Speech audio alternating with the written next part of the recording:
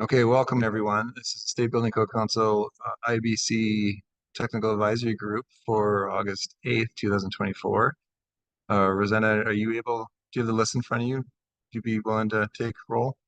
Yeah, I'm trying to open that thing up right now. Okay, thank you. All right, so I've got the chair, Todd Byruther here. Here. All right, chair alternate, Roger Haringa.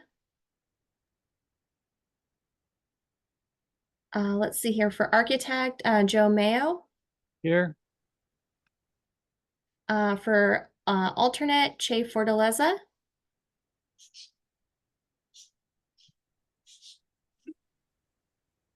I don't see her here. Let's see here for building officials. I have Tim Woodard. Here. Alternate, Steve Belzak. Present. All right, and then for fire services representative, Lance Dahl. Here. And for cities and counties, Hoyt Jeter. Here. For affordable housing representative, Todd Sullivan. Here. For general contractor or developer, William Mybush. Present. Let's see here. For manufacturer and supplier, Brian Horstman. I'm here. Structural engineer, Joshua Mergens. Present. For alternate, Trent Tinney.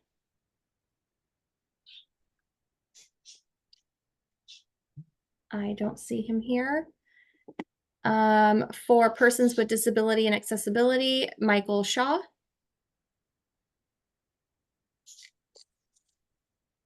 I don't see him here. For building owner, property manager, Brett Conway.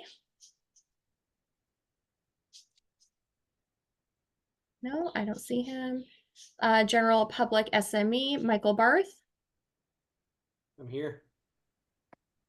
For alternate, Leah Summer. Here. Let's see here for state enforcement agency, Paul Clark. Here. And for fire protection engineer, Andy Leanto. I don't see him. But we do have a quorum. Okay, thank you for that. Anyone else from the public like to be recognized? Okay, hearing none. Go ahead. Go ahead, please. Yeah, this is Shane Ellis. I'm with the American Wood Council. Welcome. This is Elizabeth Torsky. I'm with Cascade Natural Gas. Welcome.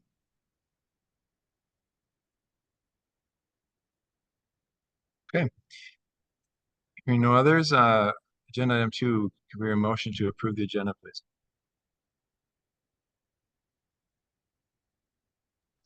I make a motion to approve the agenda. This is Bill. Right. I'll second it. And Bill, thank you. Any discussion or proposed changes? Okay, all in favor signify by saying aye. Aye. Aye. Aye. Aye. Aye. Aye. Any opposed? Okay, so approved. Agenda item 3, review and approve the minutes for July 19th. We hear a motion to approve, please. Make a motion to approve. All right, Second is Bill. thank you, Bill. Okay, we're scanning it right now on the screen. Anyone see any edits?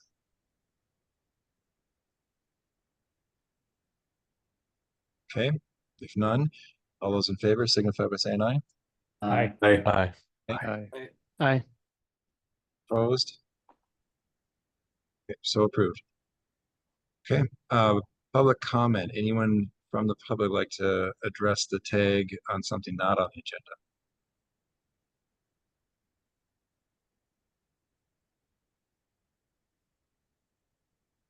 Okay, seeing no hands, move on to agenda item 5. And oh, go ahead, David.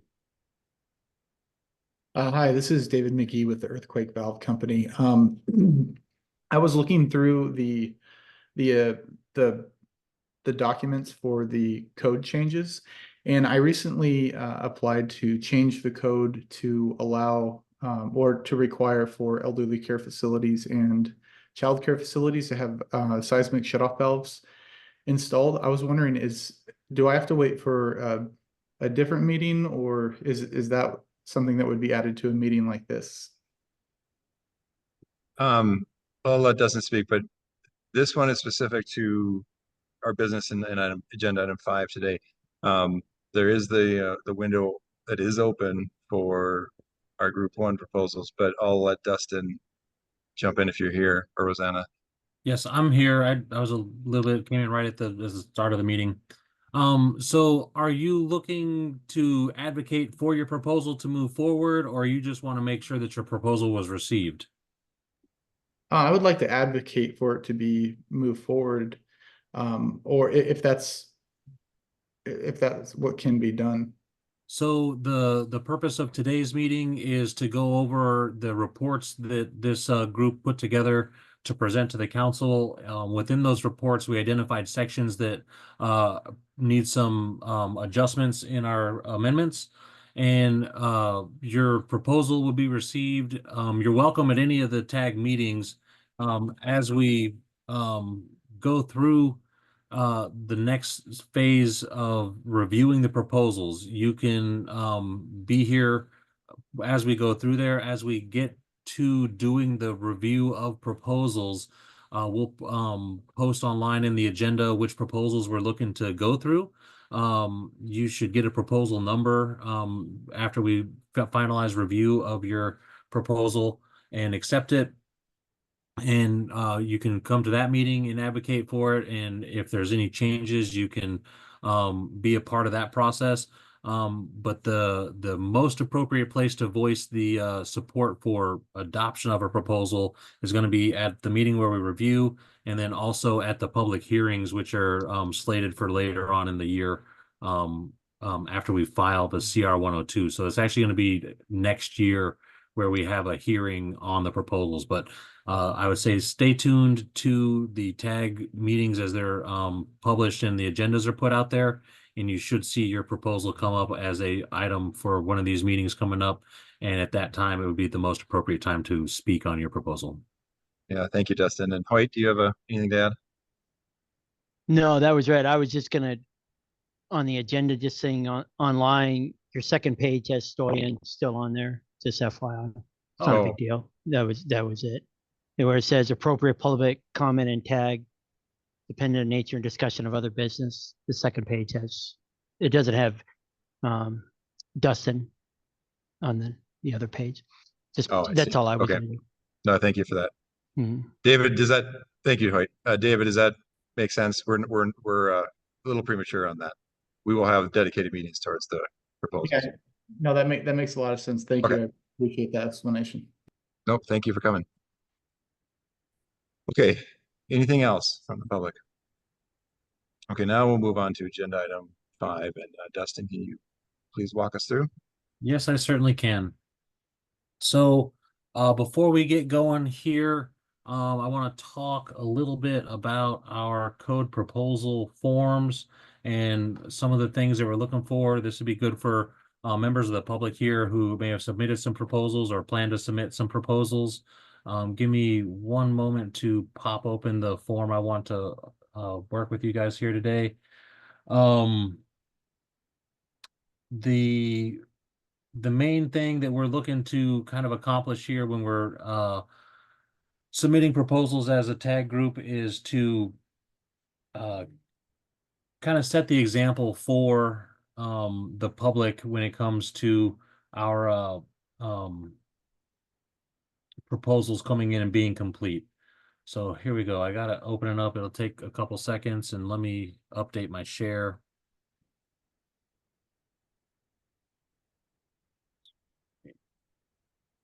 Okay, so here what you see is the Washington State Building Code Council code proposal form. This one is pre-filled a little bit for the fire code. As we get done with today's work, we'll send out a packet of information for Dustin, everybody. you're not sharing the screen. Oh, I swear I pressed the buttons. Okay, here we go. Now we should be seeing a Word document. Does everybody see that? Yes. Okay. Yes. Thank you. So this is our code proposal form. This one's been in use for the last several cycles.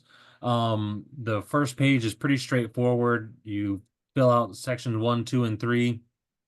For section 2, I'm gonna have it set up. The proponent's gonna be the 2024 International Building Code Technical Advisory Group. And the title will be tag member. You'll put a date in here.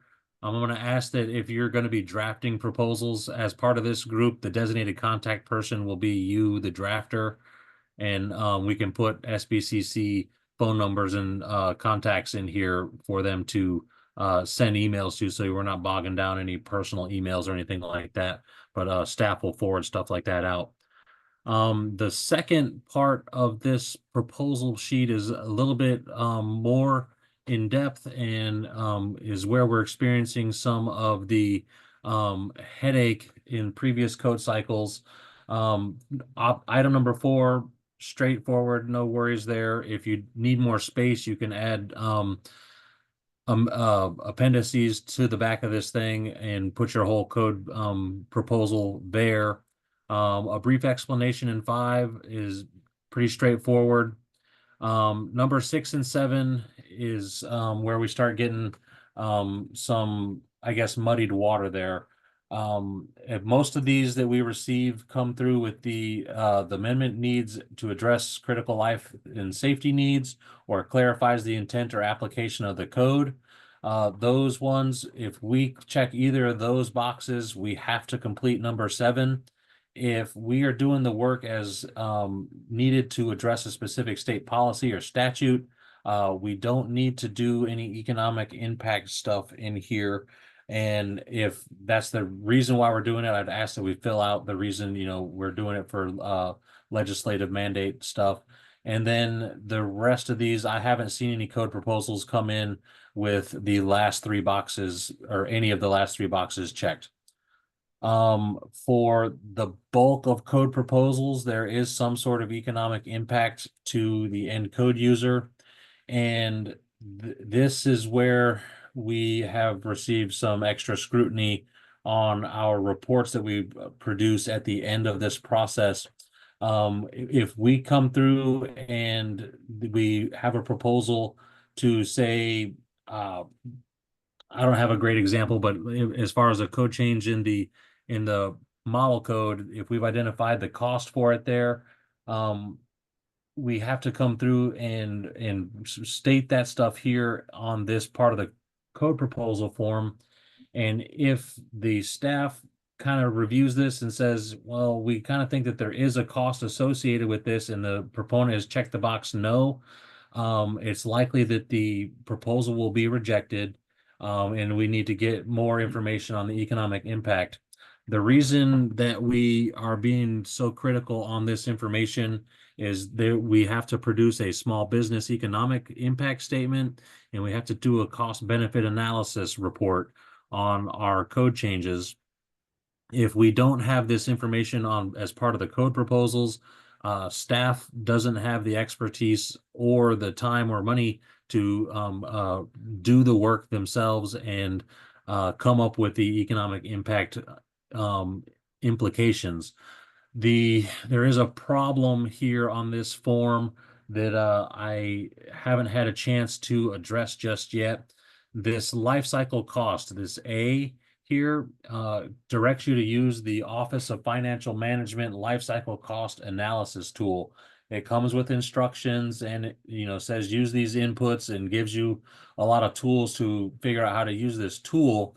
But this tool is actually designed, we're going to go to the website right now to what? Oh, that's opening up the spreadsheet. Let me get this back open here. It's designed to evaluate the cost of the state renting buildings or owning properties and things like that. So let me get there. What am I trying to type? Second cost analysis.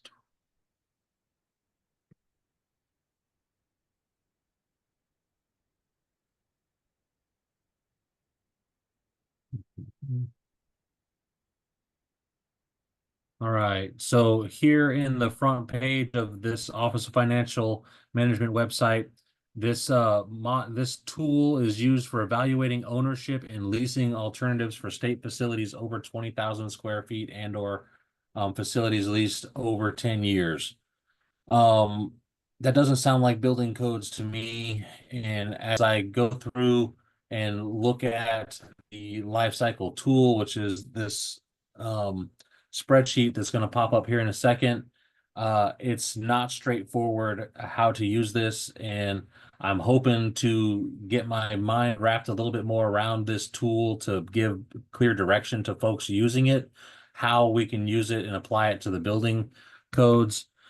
Speaking with some folks who have been around the process in Washington a bit longer than I have, this was voted by the council to use back in 2015.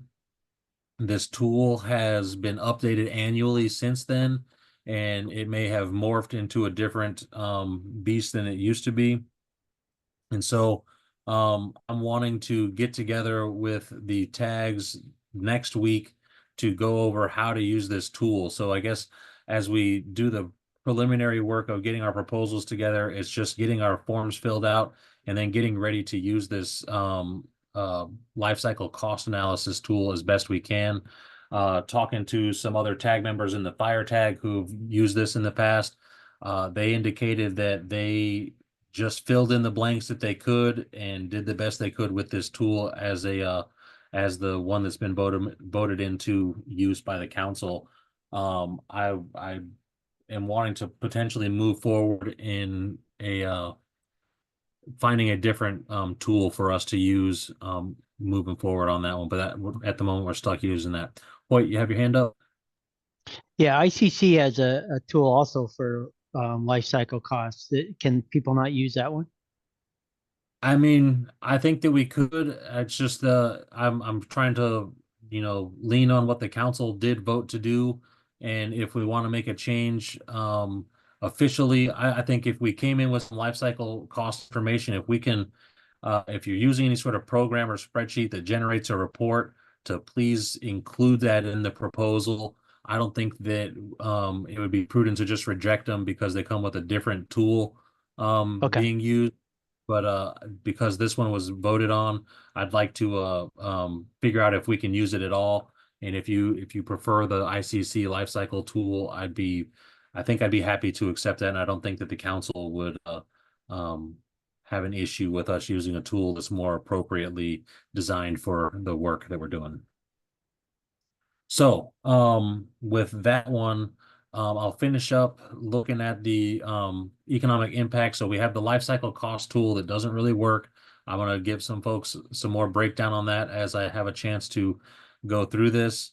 A through F is what they're asking for. So if you have, estimates on construction cost, code enforcement issues, and then this small business impact is going to be another critical statement in here.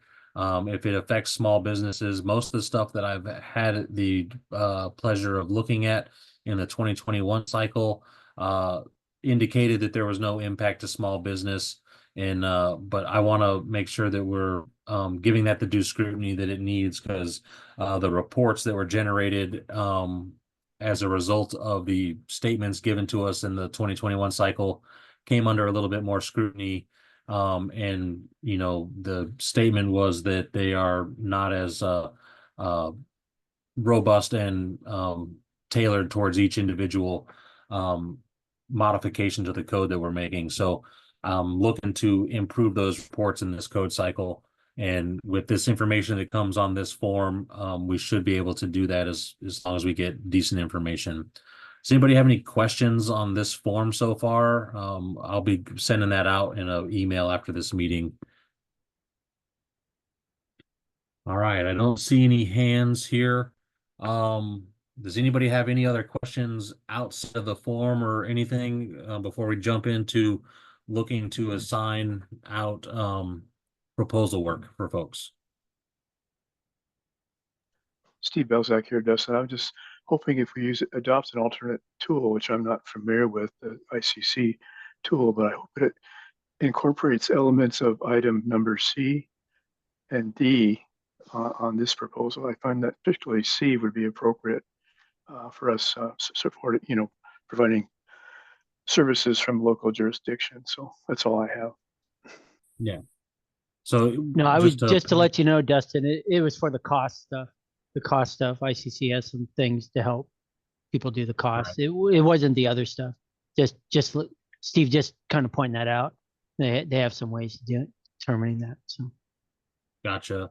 So Steve, to paraphrase what you were asking for is a way to quantify this particular item for code enforcement? Yes, that's correct. Okay. Moving forward, I don't know if we have a tool out there. Hoyt, are you familiar with anything that we could use other than kind of contacting other jurisdictions to ask them if this change is made, how do you see it impacting your daily process? Yeah, you would have to contact other jurisdictions and it would vary based on level of experience and things like that. So I think it's a very arbitrary number that people have to put in there.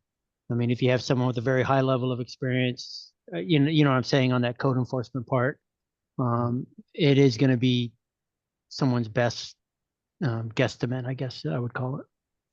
Right.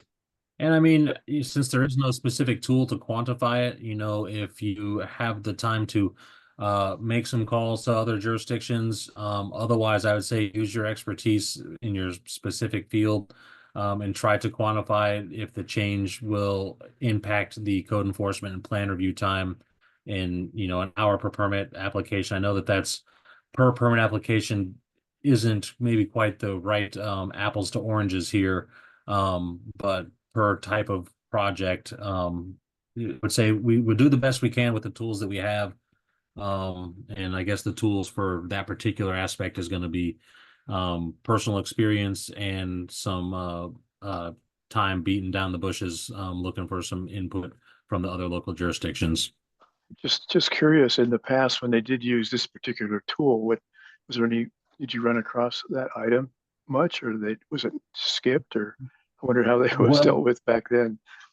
The life cycle cost tool, as I understand it, really just looks at the life cycle of a structure. It doesn't actually take into account the processes that are impacted by these changes. It's just interesting that they should include that as part of the life cycle costing, but I understand, that's fine. We don't need to, we can move on. Thank you.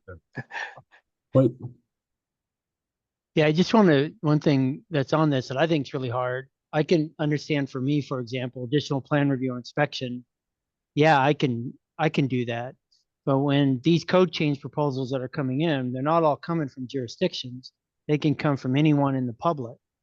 I'm not really sure how item C, someone that is not doing this every day or in a jurisdiction doing the review, can actually give an answer to that. Like it seems like you'd just be making it up. Maybe some of the other people that aren't working with jurisdictions that they can add on there. How would you figure additional plan review fee for a code proposal that, the SEW puts in, Structural Engineer Associations or AIA puts in? I'm not sure how they would end up giving a time for that, but I mean, maybe they just make it up, but. I mean, I think if you were working, let's say, as an architectural firm and you had additional review to go through, or I don't know about the inspection side of it, but I could see where you could quantify that. But I think it's a good idea, but my general concern is that, how to, like you guys mentioned, how do you implement it? I don't have an answer for that. well, I think if we can just do our best there as far as the parts that are included in our reports at the end of this process, this isn't the biggest part of that report. And, as moving forward, identifying the hurdles in this form and trying to make it better for the future is the goal in kind of being I guess present as we are filling these out and doing the best we can, identifying the challenges so that in the next code cycle we can have something that's going to work a little bit easier for the folks, both the professional and the civilian folks who want to make code change proposals as well. Brett? Yes, for items C, D, and E, is there any value in establishing like 3 options or whatever the number is to fill in, like unknown, significant or low level impact, some way to categorize these without going beyond our ski tips of knowledge, just like has been discussed before. The E, for example, we said, this change will have no impact, or this change will potentially have an impact and should be evaluated, or the change will be modest, or some way like to 1 to 5 or something like that. Mhm. I mean, I like the idea, and to be honest, I'd have to get into the laws and things that are saying that like this form was generated for a reason, and I'd want to check out the reasons why these are on our form before I said this is the input we're looking for on that. But I think if the impact is unknown and I anticipated to be slight, that would be better than there's no economic impact just because we don't know the answer per se.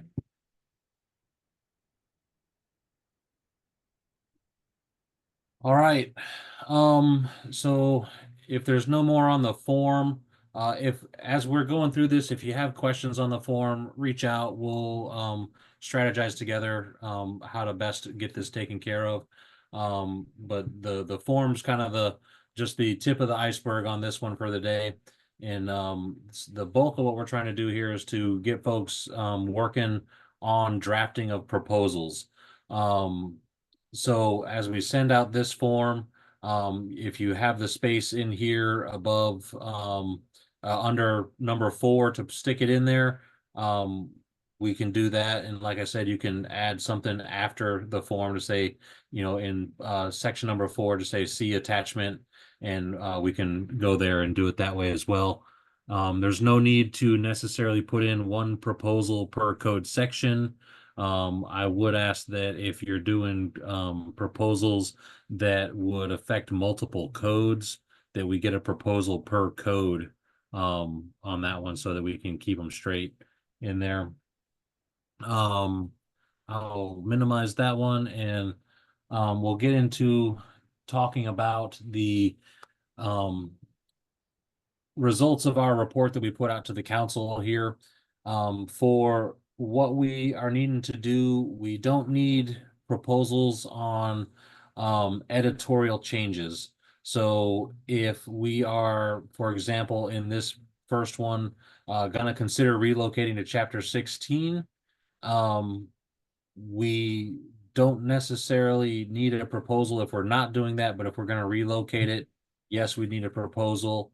For example, this one here in 202, if we're just going to repeal this one, we don't need a proposal on that one. We're just editorially taking out the amendment there and going with the model code.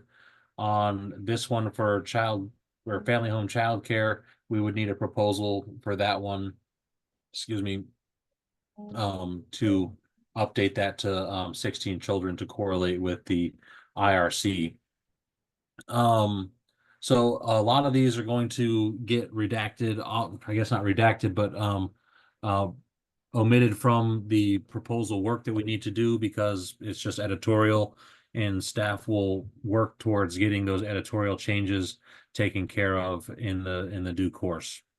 And then the other thing I wanted to address real quick is right now staff is down 2 positions, And since I'd had a hand in some of the chapter work in these codes, I'm going to make the ask now that I can ask for volunteers for stuff that I might have had responsibility for in the drafting of these reports. And then the kind of tack we took with the fire tag was that if somebody had done the review work in the chapter, they stepped up for the proposal work within that chapter. If that works for this group, that would be nice. If not, we can just call for volunteers on things as we go through the list. Does anybody have any comments on asking for proposals moving forward? Hey, Dustin, just to be clear, we're only doing work we identified during the process, right? We're obviously no external proposals. We're not talking about the mandated legislative ones yet. This is just based off the review work. Correct. Thank you. And so in any of these are going to be representative of the tag work. If you guys, or if anybody here has a desire to submit proposals on other sections that aren't included in here, the ask would be to submit that as an individual. That'll come from individuals, not from the group here. So all these will be labeled as tag proposals, not general public proposals. So Dustin, in that sense, so I mean, but if there's a group on here that want to work together as the tag, we can submit proposals, external proposals as the tag. So maybe we can clarify a little bit how we want to approach it. It's right now we've just taken a look at the ICC model code changes. I think there's plenty of discussion that was had on things we would like to see Washington also change. Yeah, so we're looking at both the existing amendments review and the significant changes. So, you know, it was my understanding that as we went through the review of these codes, that I guess sections that didn't have significant changes or existing amendments may not be included in there. If the tag wants to decide to do those as a body, those are appropriate to come in as a tag proposal as well. Just they wouldn't be included in what we're looking at today. Okay, that helps me. Does anyone else have any questions on that front?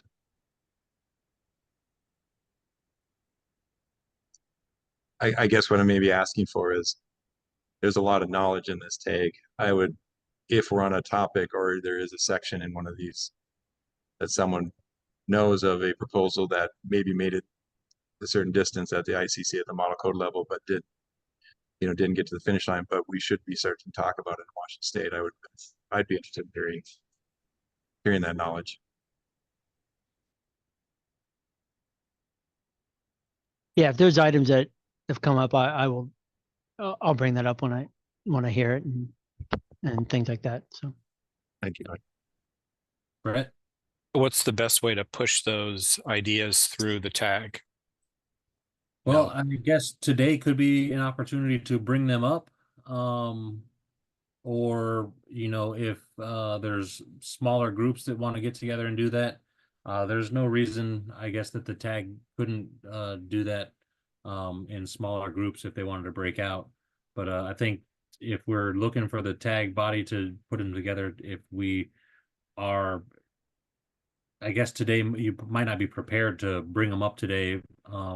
It's just a large code to go through. But if we want to bring them up at a subsequent meeting, there's no reason we couldn't do that as well. Yeah, that makes sense. Okay, we'll let you get going, Dustin. I'll simply say for myself, I'm happy to jump in all chapters that I worked on. Okay, I appreciate it. So let's see here. For chapter 1 through 3, I have Hoyt was assigned to those. My question for this first one, we have the note to consider relocating to chapter 16. Is that something that we want to do?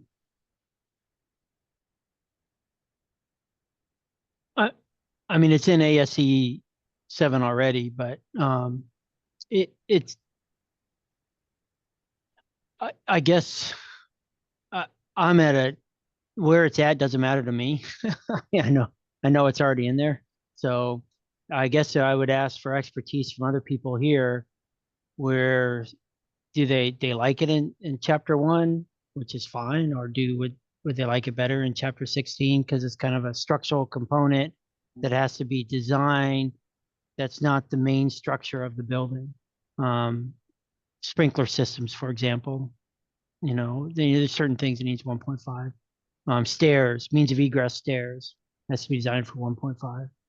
Things like that. Gotcha. Well, I mean, if we want to reduce the amount of work that we are doing, leaving it where it is, could be appropriate. Yeah, it's appropriate to leave it where it is. So either ways, Okay. the only reason I brought it up is because a lot of structural engineers in the design miss this part, and I seem to have to write it a lot of times and have to deal with it. So that was the only thing I said. Well, most engineers they start in the IBC in chapter 16. They don't start chapter 1 on for XYZ reasons, but Okay. Michael? Sorry, I had to find my unmute button.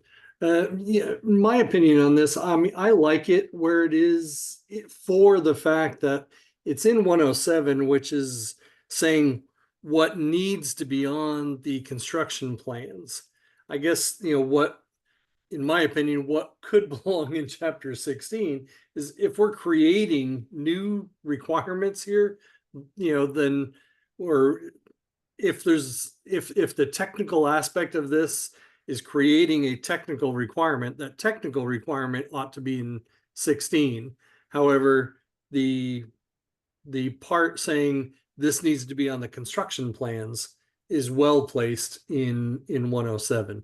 So yeah, I mean, that's Mike, just my take on it. Mike, just let you know, in chapter 16, they have the same thing, what needs to be on the construction plans. It's not only in chapter 1.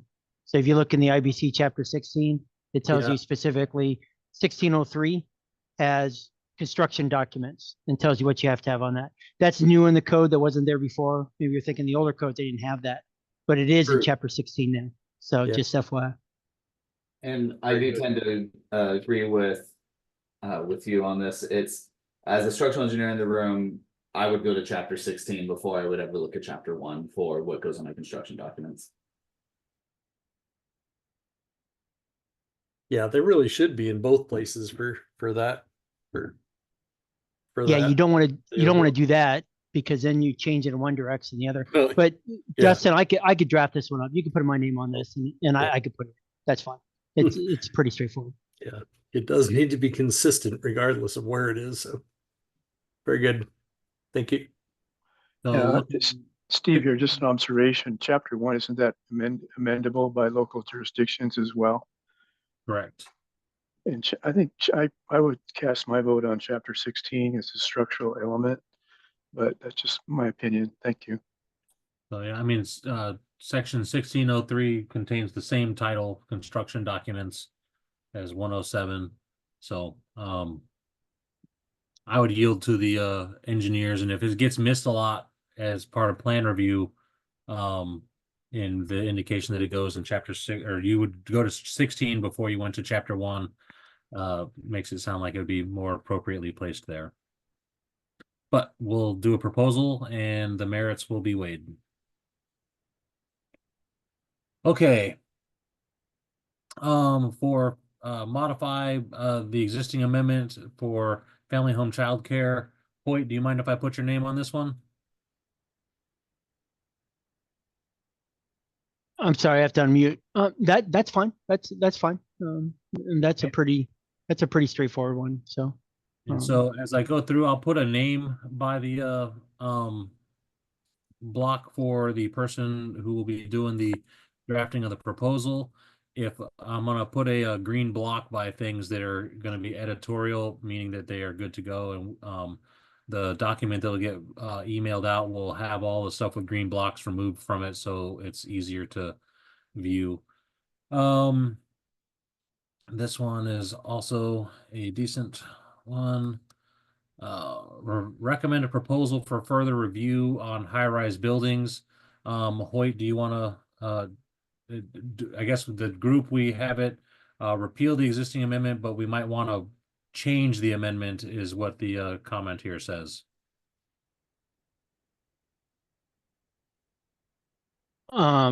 Yeah, I could look at it. I just don't remember top of my head. I thought we already dealt this on the national level.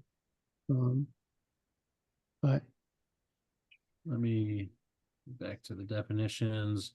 I'll take a quick comparison. It says high-rise building. I thought it had occupied roof up there already for the. Just to occupiable in the Yeah, model. occupiable. That's right. They use occupiable. That's right. I think you're correct on that. So, and then our state amendment adds that last sentence in there. So if we go with the model code, that sentence will go away. And let's just see. yeah, just to let you know on the code things, that the reason why we put the occupied floor in there is people weren't treating this like a floor because it's to the exterior of the building. So it made some buildings fall under high rises when it became an occupied floor. I'm fine with keeping that, but I thought it was I thought the model code, because we took to the national level, we took that to the national level. Thought it did it pretty good, but that's okay. I could draft that one up if you want. So.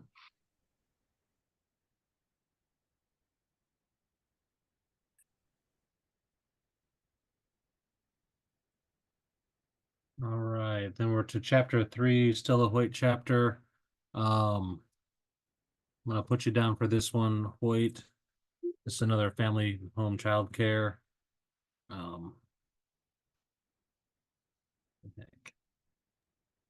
But isn't that one right there? That's where it's kicking into the residential code. Wasn't that the one? Unless I went too fast. I thought that one was. I thought the residential group would have taken that one up, but that's fine. I could do that too. I don't want to take all of them though, just to let FYI. So here after chapter 3, that's the end of the ones with your name on them until a bit later in the work here. Okay, I'm just joking on that. We like you taking all of them, Hoyt. There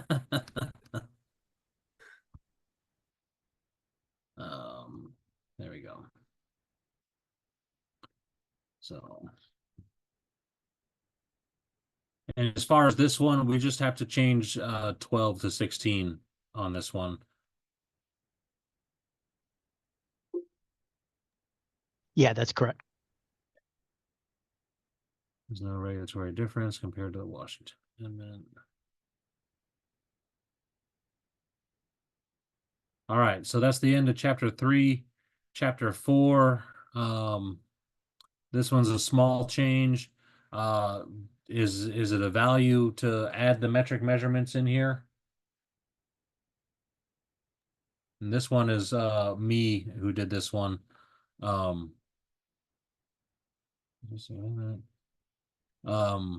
So can I ask for a volunteer to take these two, please?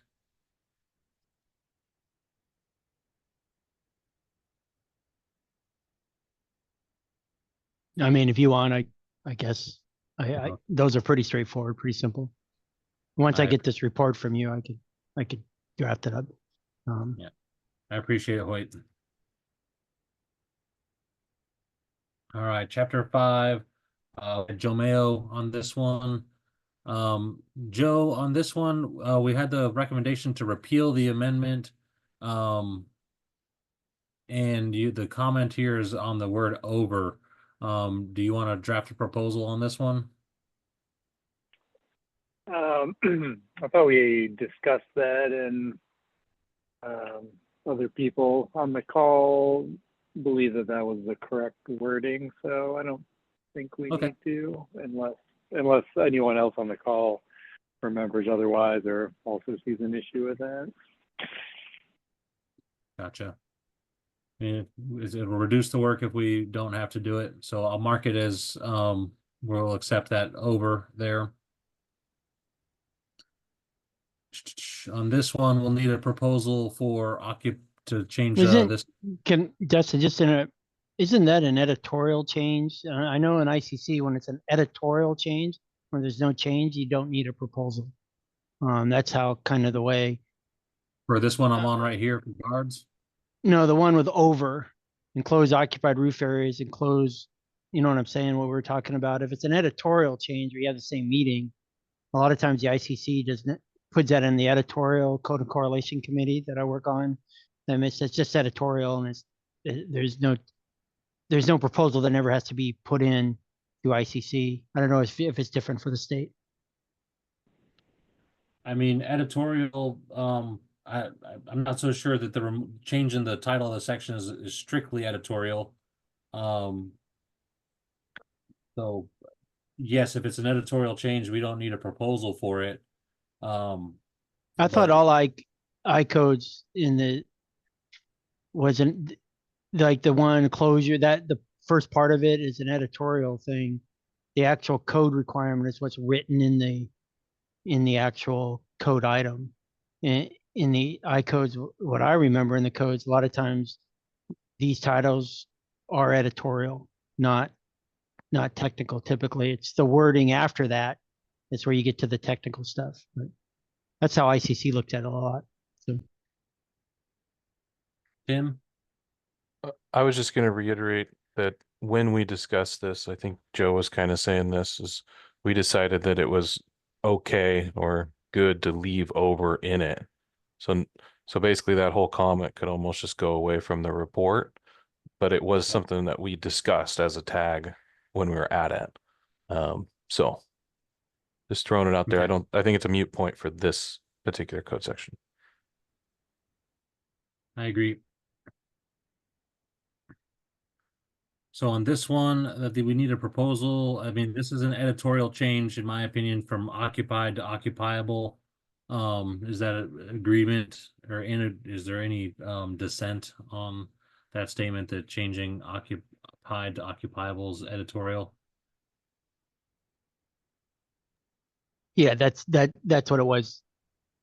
Okay. That's pretty much his editorial too, I believe.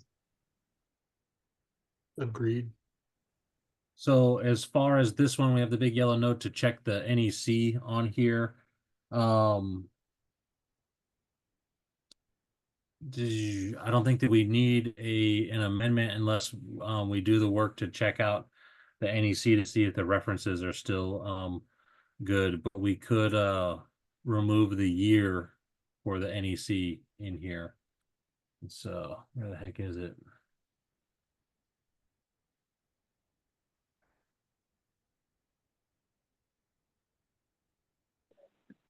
I'm not seeing it. Oh, the 2020 NEC. Yeah, it's the last sentence. Last sentence says 2020 NEC. It should just say with NEC section, and the 2020 should be in the reference standard. Was there another tag that we were going to check with on this one? I can't remember. Well, we don't modify the National Electric Code. It's handled through the Department of Labor and Industries. And so if we want to remove the year reference, we just need a quick proposal on that one.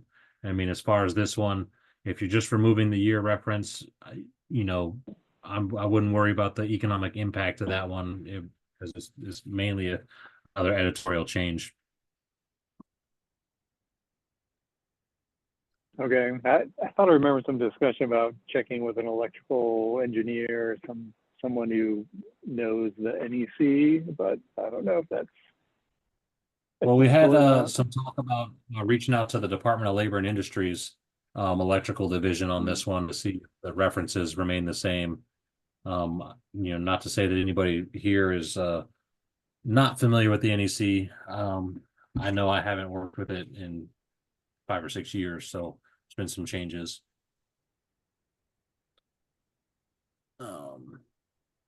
So do we want to make a proposal on this one to remove the year reference in here?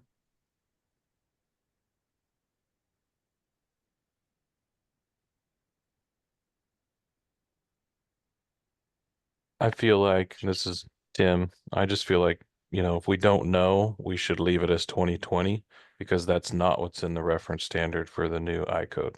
So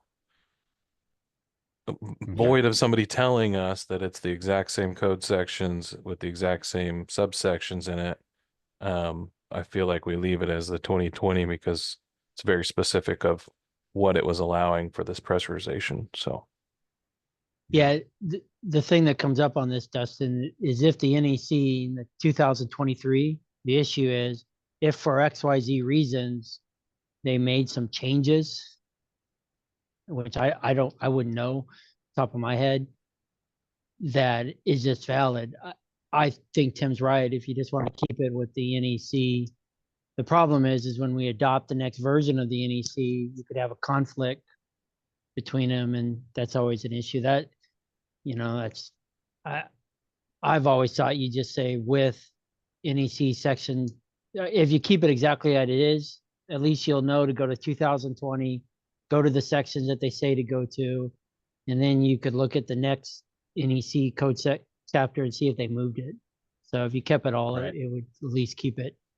At least you could follow a path to get to the same answer. So I'd just keep it. Okay. Okay, then we will leave it as is. Is this sorry, is this one that we have ever submitted a national code change for? Is it only very specific to Washington State? It's specific to Washington State. The only reason I ask is we seem to be running into an issue with understanding the NEC, and if it were part of the national code, then we would be able to eliminate this particular state amendment and just follow the model IBC. Right. So, Well, this section in the model code is not there, so this is completely a Washington amendment here. got it. Thanks. All right. This one is identical. This one is identical.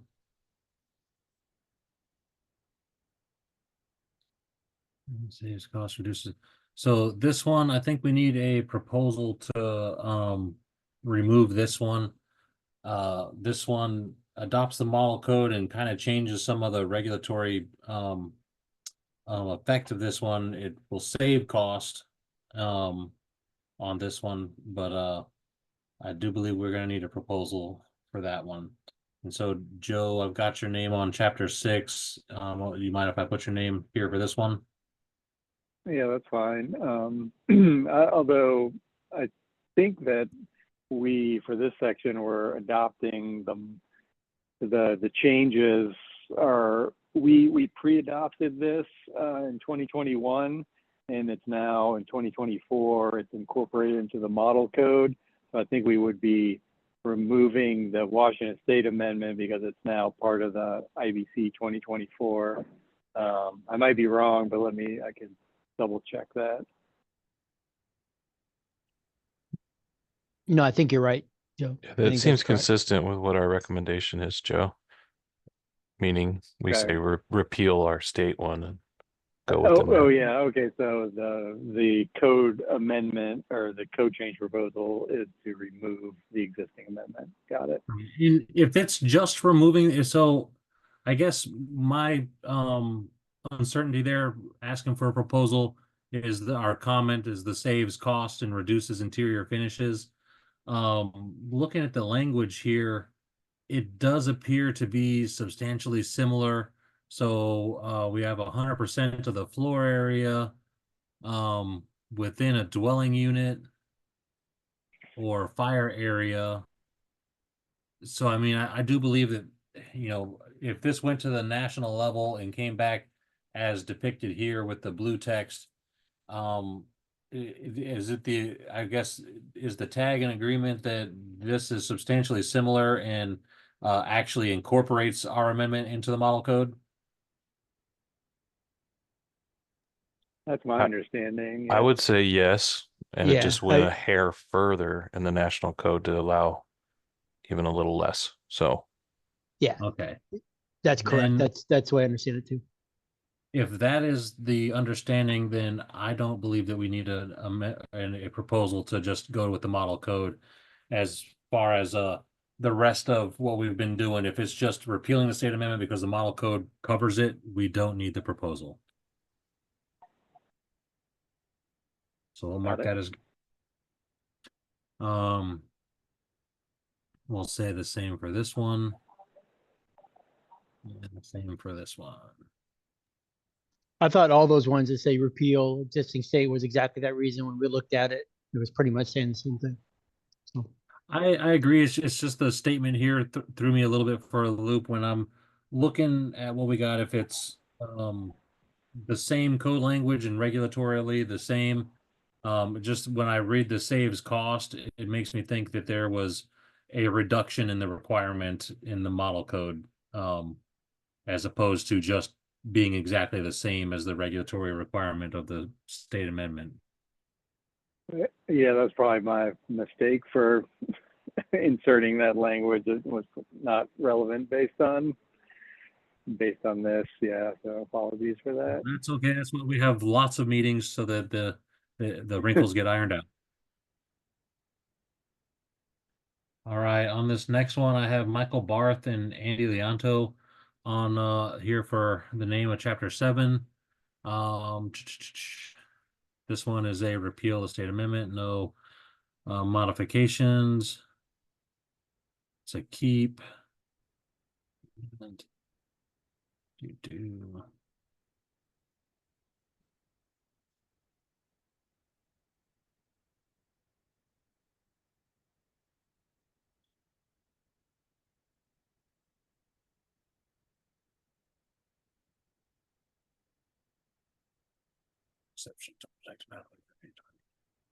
So for Chapter 9, I've got Andy Leonto. He's not here today.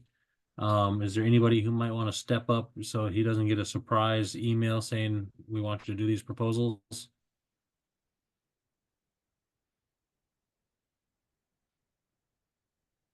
And it can't be Hoyt this time.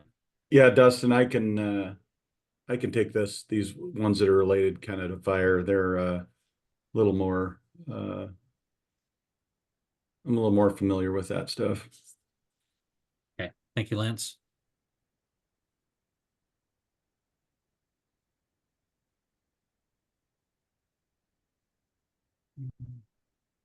Chapter 10, I have Brett on here. Yeah, I can take that.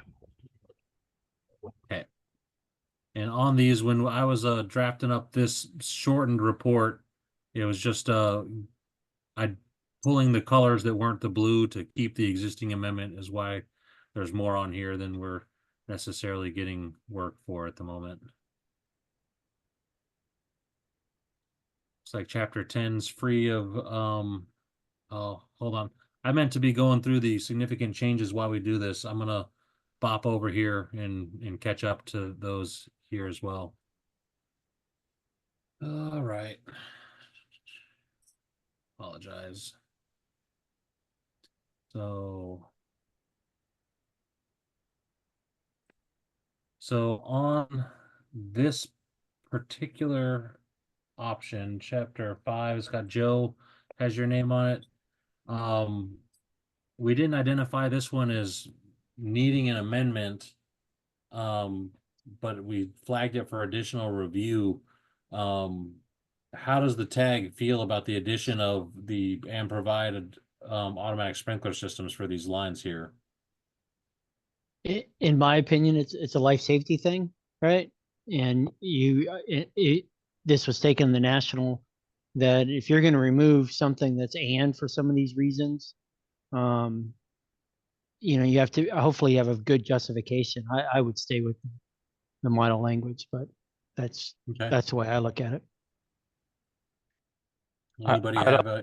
I'd also add that I think all of these are I2, I3, I2, all of them are I2, and I2 is already going to require the sprinkler system. So this is maybe a clarification that you also have to put it in this room. You can't just put it, everywhere else. So Yeah, I was gonna say the same thing. This is Paul Clark from the Health Department.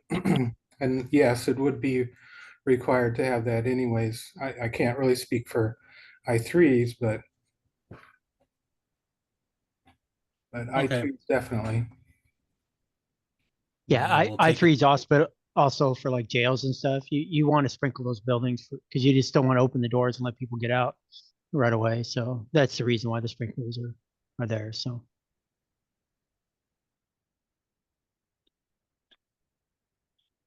So on this one, we have some added language in here, and we had the recommendation from the reviewer to adopt the model code changes and add R2 at item 5 for matching the state amendment. So we would need a proposal to incorporate the new model code language into the existing state amendment. And I have Andy for this chapter. Lance, do you mind if I put your name on this one as well? Yeah, that's fine. If I need some help or clarification, I'll reach out. Okay, thank you. All right, now we're caught up to chapter 11 for both. Chapter 11's Brett Conway. Vehicle. So looks like we have an existing amendment in here, 1107.2. So skip. We'll catch up to it here in a second. On these ones that are green here with the modification to renumber, we don't need proposals for those if we're just moving them around.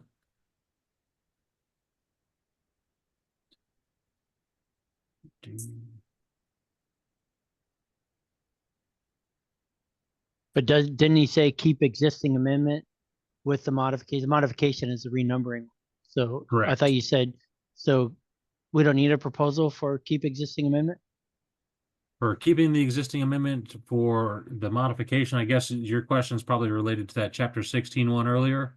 Yeah. Because we're moving that outside of its existing location, within the same whack. Okay. Okay. These are Got just it. No problem. Okay.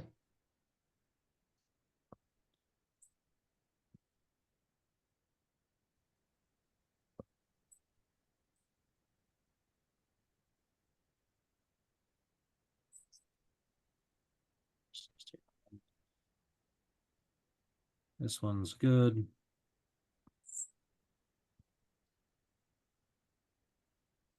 Oh, 1107.2.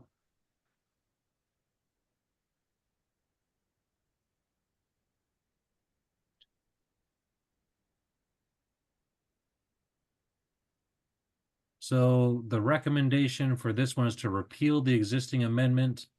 And in the significant changes report, it's modify the existing to remove the existing amendment in there. So this one should read no and not be colorized.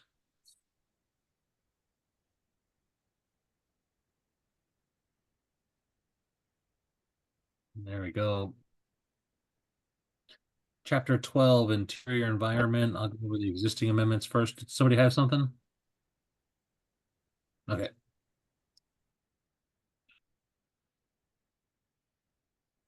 Chapter 12, I have Joe Mayo on here for the reviewer.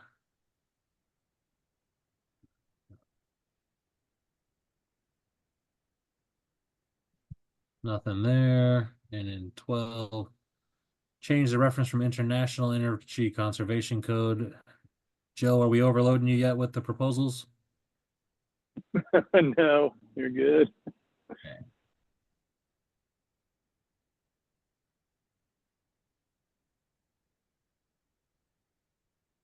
Those being strength-based or allowable stress. So this one, with the snow loads, looks like it's placed a little bit incorrectly. It's should have it's chapter 16. This is Roger in here. Since he's not here, anybody else from the engineering community want to maybe tackle this proposal? This is Josh Mergens. I'm happy to do it. Yeah. I also Like, reached this out is to one I'd John. really like to be involved in. Sorry, Hoyt? Oh yeah, I also wrote to John Sue trying to get some, and not Ardell, pulling a blank. I think it was Ardell from City of Seattle to try to figure out from ASCE why they changed. It may be that we don't need the Washington State. The ASCE maps are correct, but I never went through and checked everything. So just FYI, I just thought I'd bring that up, that I'm trying to figure out. I think what we did at SEAW a long time ago with the snow loads are fine, you know. And Hoyt, I agree with you, and I would love to have any input you get on this proposal before we, make anything official. Same with Roger, because we were kind of all talking about this. But what I will say is I went through and tried 30 or so different sites, and what I found is the ASCE maps are not very sensitive to terrain changes. So wildly conservative, wildly unconservative compared to the SEAW maps. And from what I can tell, it's not they're not sensitive enough to our terrain, not so much that they are some newer, more improved map. I don't think it suits us well in our environment. But I would love to hear any other information you may track down as to sort of the genesis of the new maps, but I'm expecting they just did less granular mapping than the SAW. Yeah, that's what that's what I'm kind of coming up with the same conclusion. I'm getting wishy-washy answers, and no one seems to really know that I'm finding too. So I think you're right. We should use what we've developed in it, that SEAW developed a long time ago. I think it's more correct. And we don't have any challenges with our snow loadings. We're not making any drastic cost change one way or the other. And maybe this works really well in the plains and on high desert plateaus and stuff, but in Washington, I think it's just a challenge. Steve, here I concur with you guys as well. As do I. I'm happy to put that together, Dustin. Awesome, thank you. And the comments here today reflect what I remember the conversation being like in the initial review of that section there. All right, we're skipping to chapter, well, not quite to 29 yet. Let's go back to the existing amendments and start at chapter 14. Minor changes discussed on needs additional review, verify reason statement. So in 1402.2, this amendment became a amendment because a air gap was not required behind fiber cement siding, or that was the decision made back in 2009. This amendment's been on the books since then, unchanged, except for in 2021, it moved from one section, 1403.2 to 1402.2.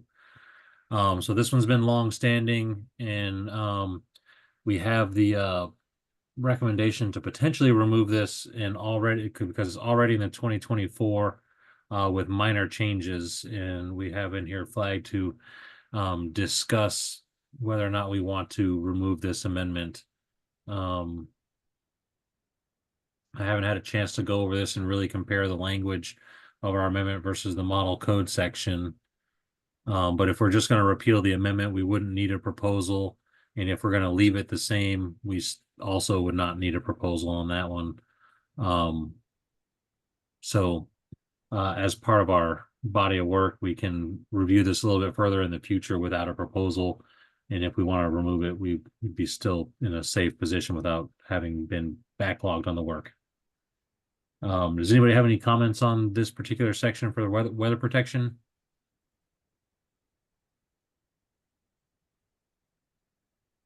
All right, I'm seeing none and hearing none. I'm going to mark it as green because we don't need anything on it today. So with that determination, are we going to keep the state amendment then? Well, I would like to come back to this one and talk about it a little bit more. We are trying to run shy on time for getting through both the building code and the existing building code. Maybe we can circle back to it at the end if we have some time. Or we can talk about it as we review proposals. We can flag this one for some additional work. How about I change the color?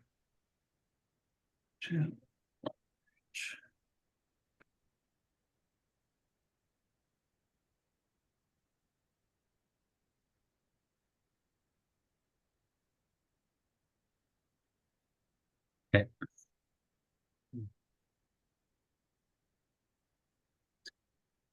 Chapter 17, special inspections and tests. Looks like we're recommending a repeal of the existing amendment.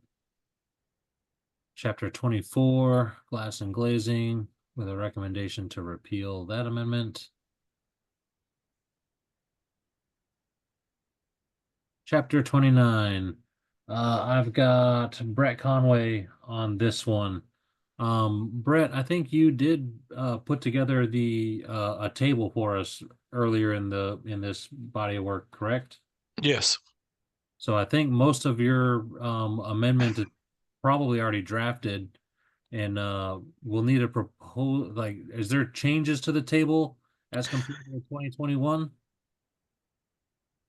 Well, the Washington table and the IBC table have significant differences just in formatting. So, and then there's a lot of blue text, but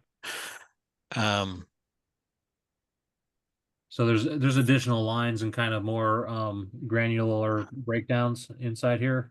well, we have the water bottle piece, which is picked up in a section separate from the table, and that's being removed from the model code table. So what we're suggesting is to use the Washington version of this table with the model code updates. Okay. So I can make that. I can take that. I was just going to say, I think we're going to need a proposal for that one to just incorporate and make changes.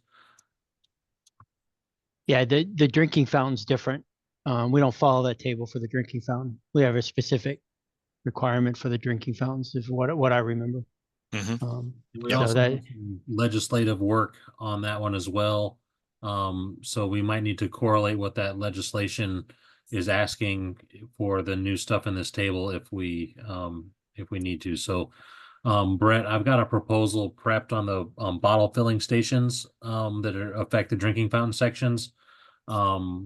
Prepared last year. If you would like, I'll dig it up and I can forward that one to you as well, so we can work on that. Thanks.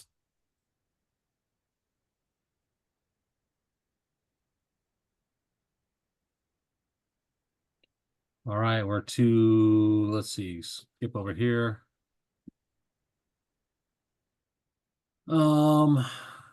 This is pretty much the same modifications here. I'll just put your name in there, Brett. Not that that's a separate proposal or anything. That's the end of the significant changes. Elevators. If I recommend, this one will be good. Special construction, incorporate model language changes, review for conflict with new exception 1 and existing state amendment. So it looks like we're incorporating some model code language into this one. For 31, I have Tim Woodard. Wait, yeah, Tim Woodard. Tim, you mind if I put your name down here for a proposal? Not at all. Yep. There's only one thing in there, so I know what it is. Then need to renumber section, correlate IFC review with NFPA 130. So IFC, their review of NFPA 130 yielded just a couple number changes in the sections in here. So this would be an editorial change within this section. I'll mark it as no proposal needed. Same for this one. And NFPA 130.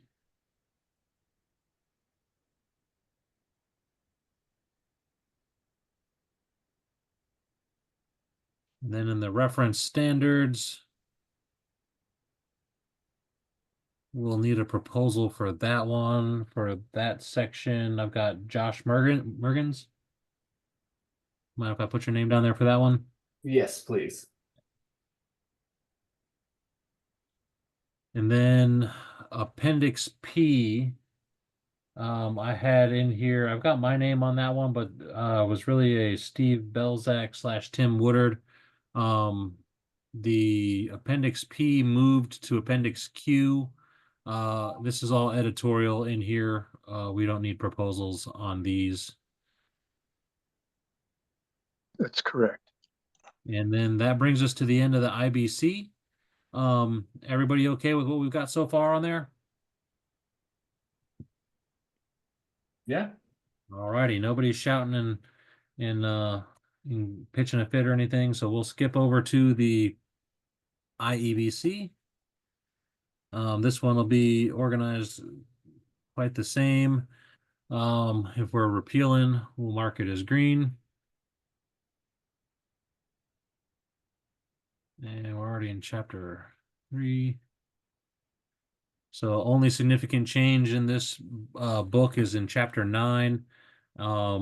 If we wanted to make a modification to chapter 16, that's something that's a little different than most of the sections we've been talking about today.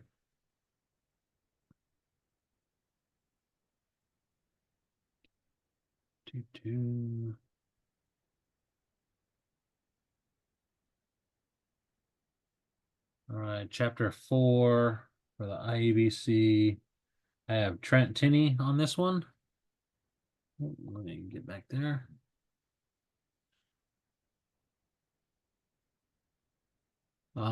This one might be an interesting section. So the comment was to further define effectively demolished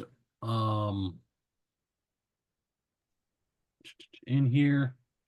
Yeah, Dustin, if you remember, I thought you said you were going to follow up on that and give us some context, but that was, I think, where we left it. There was some issues with that. Okay.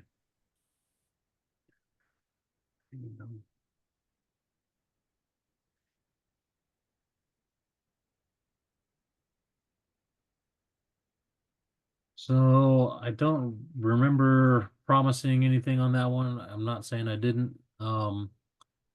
So as far as needing to modify this amendment here, effectively demolished is the contentious statement. I think maybe a proposal to completely demolished would be maybe appropriate, or some other word other than effectively in here.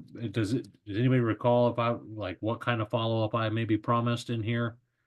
Because I'm getting a brain blank on it for myself.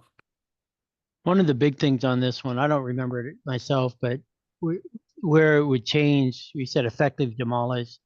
If we did something that's, percent of demolish, if it's, demolished down to the foundation, or if it's something like that.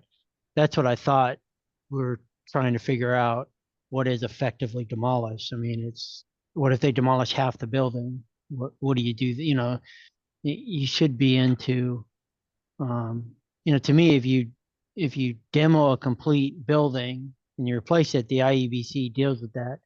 The IEBC also deals with kind of you replace something to the as adopted code at the time it's replaced. This was talking about some substantial stuff, and I never really understood this. I've been following pretty much the IEBC here at the city of Tacoma, how they define it, and I have not gotten pushback on it. So I never really understood the thing effectively demolished. I could never figure out what that really meant. So that's my own take on it. And Dustin, Steve here again. I hope I'm not the only person that has this recollection, but I thought you mentioned that you were going to go back and see when this was initially made, this addition to that language effectively demolished, when it was placed in the amendments, and that you're going to try to determine why it was done, because it seemed like a kind of an arbitrary thing. Okay. To several of us, I thought. Yeah, I'm not making it up. I remember something like that also. There is another section I did do that on, but if we want me to, I can definitely track down the creation of this amendment. and let me just flag it for myself as we go through, and we can potentially entertain a proposal on this after I get you guys some background on it. Sounds good. And that makes a lot of sense to me. I will just throw out there one more consideration for the conversation. I've come across this exact challenge before on a project where there was debate between contractor / design team and the building department, and it turned into quite a snowball of challenges. So I do think clarifying this would be a huge benefit for the industry. Okay.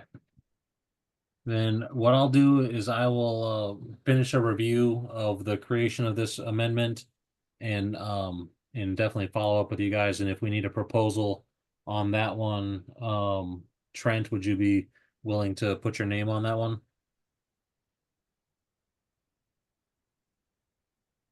Is Trent not here? He is not. Could I have a volunteer to maybe work a proposal on this in the event the research uncovers a need to change that? Yeah, this is Josh. I'm happy to put my name on that one. Okay, thank you, Josh. Dustin, would you be able to remind us of the due date on these? So that was something we discussed with the fire tag as a plan of attack. So the due date is technically the 19th of September. Now, if we submit them all on the 19th of September, it's going to be a big load on staff to get the review done, although we're trying to set the bar for the public here. The agreed upon attempted due date for the fire tag is, let me grab a calendar so I can view that.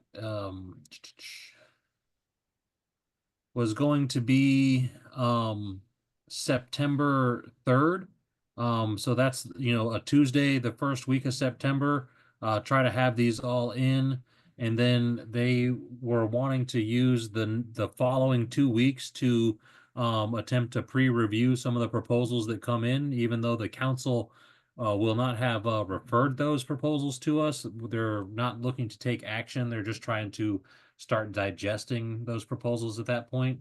So if we were looking to have a similar kind of timeline here, it would be looking to have the proposals in by the 5th. The fire tag decided it wouldn't be necessarily the greatest use of time to try to review the proposals that the tag's putting forth before they're submitted, because that would be duplicative work and we would be reviewing them anyway after they're pushed back down from the council. So if we wanted to set a due date of around the first week of September, that would work, but it wouldn't be the end all say all if they didn't come in by that date. So as long as they're in by the 19th of September, they'll be included in the body. Thank you so much.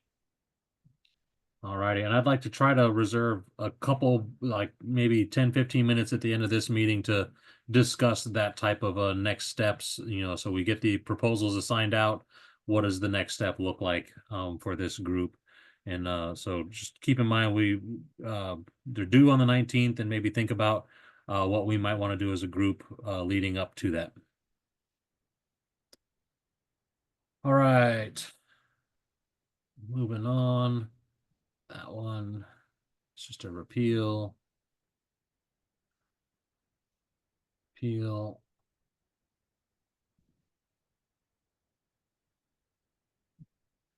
So for this one, chapter 5, I've got Trent as well in here. So I can...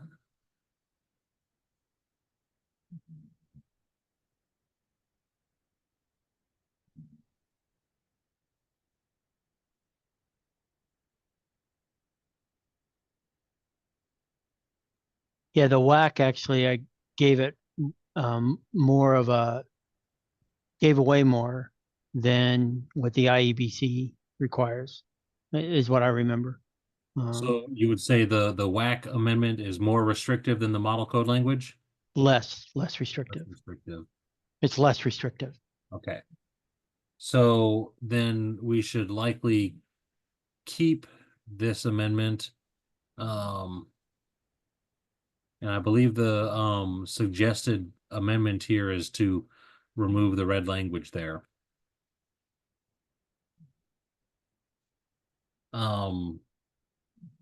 Since Trent isn't here, can I get a volunteer to potentially put a proposal together on this section?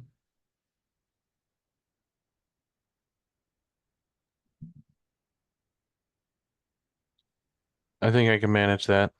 Okay. Thank you, Tim. Yeah, Tim, if you need some help, I can help you with it too if you want. Thanks, Mike.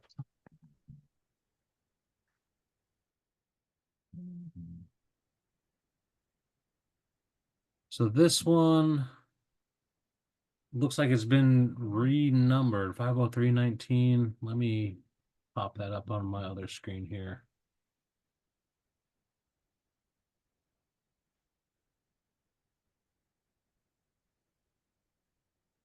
This is seismic.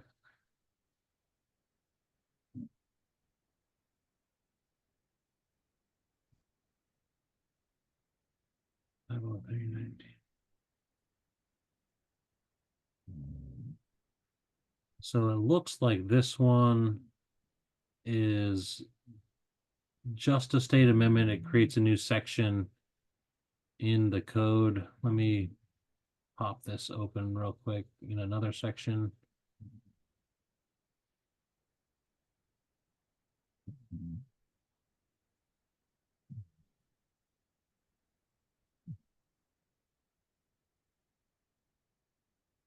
Okay. It looks like the changes that the model code has added some new sections in here, and this one just needs to be pushed down the list a little bit to be systems. But isn't that editorial then? That's why you don't need a proposal for Exactly, that. You just yeah. So this one will be 503.21 in a new numbering scheme. All right, keep it. This one will need a proposal to reference both energy codes. Same for this one.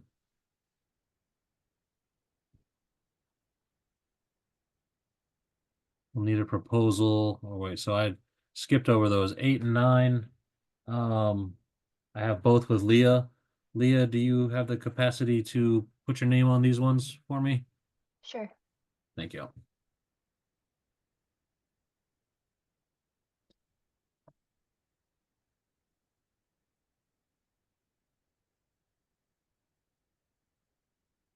All right, chapter 10 has also got Leah's name on it.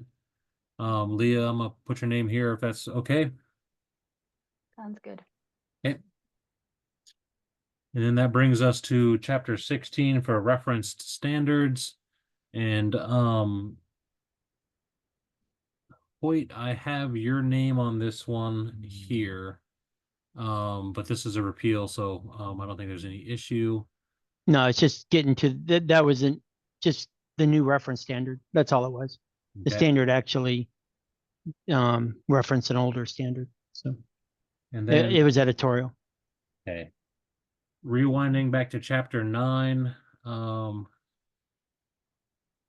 So we have the recommendation to update this to correlate with IBC and IFC language. And Leah, I have your name on this chapter. Are you okay if I put your name on this one? Yes. All right. So Now that that just can I add just for Leah? This came from the fire people. This sprinkler systems, right? For these things about this furniture stuff because of fires that have happened. You know, correlate between IFC. IFC really, the fire committee actually drove this one compared to the building side. So really, you just want to make sure the IFC, Lee, I'm just bringing this up, that they both match, because that's the way I understand it. You see what I'm saying on that, Dustin? It's an IFC. This came from the fire guys, just FYI. Right. So I think the recommendation that Leah put forward was that, you know, I guess this, I haven't made the comparison, but based on what I have here, it looks like this section is slightly different than what's in the IBC and IFC. And we just want to make sure that we're the same. Yes. Sounds good. Thank you. Okay. Yeah, okay, sorry. I wanted to make sure we weren't gonna do something different. That was it, so. And then for chapter 16 of the reference standards, do we want to put a proposal forward that incorporates the Uniform Plumbing Code standards into this document?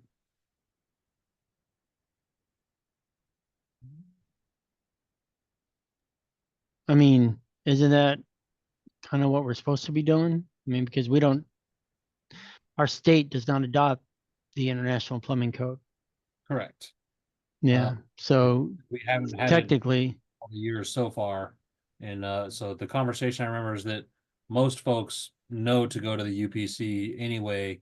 And I don't think that the UPC standards are adopted anywhere else in any of the other codes as well. yeah, the issue comes up not for people here, but out-of-state designers that come in here to design things. I've had to correct them. I mean, I have one's a hospital here in Tacoma. They first did the International Plumbing Code, and I said, no, you got to use Uniform Plumbing Code, and I had to point that out. So to me, we should be updating the Washington State codes to specifically say the Uniform Plumbing Code. And I mean, what do other people think on this? I mean, that's what I think. So Steve here, I agree totally with you, because we've had similar issues. Like you said, locally or even regionally, people are pretty much understand that the UPC has been adopted here in the state, but other areas of the state of the country, they may not have that knowledge, and they spend a lot of time designing something that they have to redesign. So I think it's a good thing. I fully agree with you both. I think it would be best for the information to be clear than them to you either have to know the colloquial knowledge or to get kicked back later. All right, so Hoyt, I have your name on this chapter. Do you mind putting a proposal together for this one? no, that's fine. That's fine. Okay. You know, just as long as you email these things so I can remember when I dig onto it. 'Cause I plan on working on this weekend if I can. So Yeah. So what you can expect after this meeting is a document that looks very similar to the one we got going on right here, except for the stuff that we have flagged for no proposal needed will be removed. You'll get a pre-filled proposal sheet that'll just have the kind of the administrative stuff on the first page filled out for you, or well, mostly filled out for you, I should say. And then I'll also include chapters of these books. With the message we sent out to the fire tag earlier today, we were able to attach all chapters that we had worked on and were looking for proposals on. And so we just sent out one message, and that'll kind of be the hope that we can do today is just send out all of that in one big message. And you just pull the chapters you need to work on for the proposals with your name on them. And that was about it on those. Does anybody have any questions, comments, concerns on what we got so far? Everybody happy with the assignments? We can and you said you'll also send that Word document, right? Yeah. Of the form. Okay. I just wanted to make sure of that. Yes. And then so I'm planning on meeting with the IFC tag on Tuesday at 2 to 4 to go over that life cycle construction cost. That construction cost, I'm sorry, life cycle analysis tool that OFM has. And there's no need for action at that meeting. It's more of this is how I understand to use the tool and to give some guidance on that. I would invite folks here to join, or I can do a separate meeting as well. Thursday next week, if you like. I think we'd only need about an hour to go over. What is folks' thoughts on a training on that tool next week? Would you want to just join in with the fire tag group, or do you want to have a separate meeting for this group by themselves? Say again when the fire tag meeting was? It's going to be next week on Tuesday from 3 to 4. I'm certainly open to that, to not duplicate your work if it works for enough folks to schedule. And then if you're not able to attend, I'm also planning on putting together a little cheat sheet or whatever to distribute as well as a document. Justin, Hey, I'm also in agreement with just doing it at the IFC tag, but is there any way you can agendize it to the beginning of the meeting so that Oh, we can there's jump nothing off? else happening at this meeting's only for that. Oh, perfect. I concur also, Justin, just with the IFC tag. Okay. That would be fine. Then I'll work with the admins and I'll have them forward the meeting invite to everybody here as well. And maybe we'll rename it from IFC tag to just financial. Is that on the 13th? You'll get me lying if I try to say it from memory. That's Tuesday, 13th. Yeah, the Or is it 13th. the 20th? Okay, yeah, because I'm going on vacation the 18th Okay. to the 26th. So, And like I And said, Dustin, I'm gonna try to put Dustin, together. I won't be here, but we can let Roger or the IFC chair. Okay. Take that. And we're not looking to take any action on that one. And so if anybody can't make it, like I said, I'm trying to put together a little flyer that says with some pointers on how to work that tool, and hopefully it's succinct and enough to get it on one page and not have to have a textbook that you guys have to read to use this tool. So I'll do my best to get my brain wrapped around that tool and try to give some guidance on how to use it. And if the ICC tool works a little bit better or you're more familiar with it, by all means, I'd say go ahead and use it, and we'll do the best we can with what we have. And so if we meet on the 13th for a training on the tool, does everybody okay with trying to have the proposals back to staff by the 5th of September? Okay. Yeah.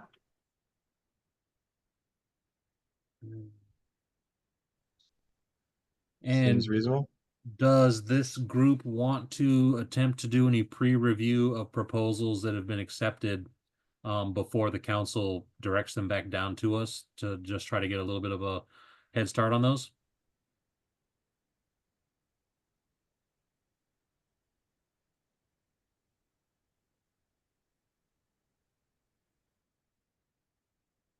Because what we do, if we're going to try to mirror what the fire tag is doing, we would try to meet on potentially the 12th and maybe some other day. The closing day, the 19th, may not be the best day to schedule a tag meeting to pre-review proposals on the closing day. Staff will probably be pretty bogged trying to review those for acceptance. So I have a question for you real quick on that. So let's say someone puts in a proposal and for XYZ reasons, they did something wrong. You kick it back to them and then they could fix it and resubmit it, but they could actually go past the due date because they've submitted before the due date, correct? Correct. Okay. So to me, I don't know about other people, but I'm pretty busy already. If you think we need to look at something, I would trust you to say, hey, if you think this is right, but I don't need. Oh, I think we're not looking to review the proposals for completeness. We're looking to potentially review them as part of our body of review work to just be ahead of the game. So if we have proposals that are accepted up to that point, and we can go through 10, 15 of them and say, this will be our recommendation, but we're not taking action. And then once the council directs us to do that work, then we have a head start on the work and we can take action on the ones we've pre-reviewed. Yeah, I'm fine either way, whatever you want to do. So then I would suggest that we have a meeting on the 5th. So that one, on the meeting on the 3rd for the fire tag is a tentative meeting. We're scheduling it out so that we have a placeholder for it, because to carve out time closer to the date is harder. That one is in case we need to do any last work on proposals, we can do it as a group to get it across the finish line there. And then the meetings on the following weeks would be just to pre-review proposals. I would propose that we schedule the 5th as a tentative date if we need it. Schedule the 12th as a date to pre-review some proposals. And then if you guys are up for it, we could meet on the 17th, which is a Tuesday, in the morning, and we could run a day of tag meetings that day and do some more pre-review at that point. Does that sound attractive to everybody? I'm open to changes in that schedule as well. So that would be the morning you're talking about on the 17th, you said? Correct. So when you say morning, what do you, I mean, I have something already for 11 that I already have planned for that day, but I'm pretty free for 11. I mean, 11 is still in the morning. We just have to jump off. I guess for that what meeting. we had envisioned for the 17th was like a 10 to noon. But we could shift a little bit earlier if you like. I'm open to. Oh, you don't have to adjust it for me. I'm just saying I already have something scheduled at 11. So. Gotcha. I'm also busy in the morning of Tuesday. What was that? What last one? I am also busy the morning of Tuesday the 17th. It might work out that we don't have good availability on that Tuesday morning, and maybe we just get the one meeting in for a pre-review of proposals. Would it be easier if we just stick to our kind of regularly scheduled program and do Thursdays 2 to 4, and then we'll skip the 19th because it's the last day of the proposal period? I like that idea personally. Okay. Then I think that that might be the tack to move forward. We'll schedule a tentative meeting for the 5th for any last minute proposal work. We'll meet on the 12th, 2 to 4, and then we'll hold off on the 19th and wait until the following week to begin proposal review.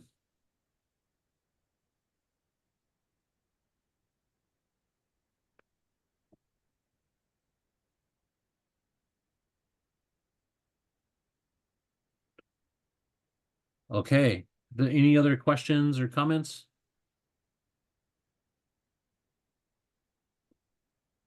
Then that's the end of what I have for this meeting, and I'll turn it back over to Todd. All right, thank you, Dustin. Okay, I assume we're at other business. Is there anything else for the good of the order? Okay, if not, we're adjourned. Thank you. All right, thanks. I All right, appreciate everyone have a good rest.